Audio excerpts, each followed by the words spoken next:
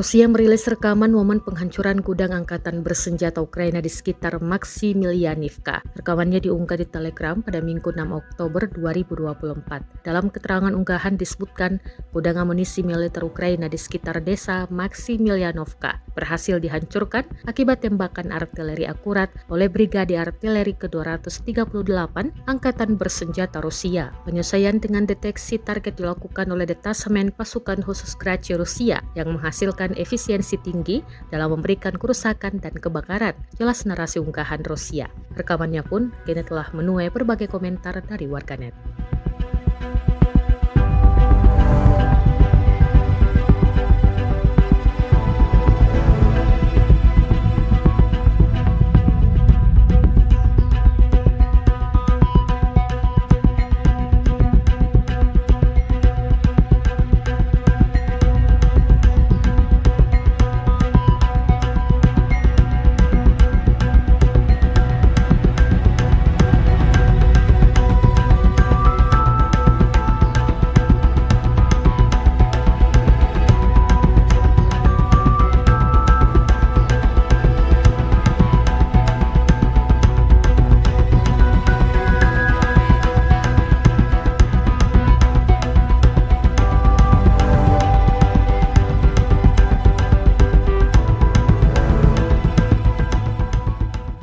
Download Tribun X sekarang, menghadirkan lokal menjadi Indonesia.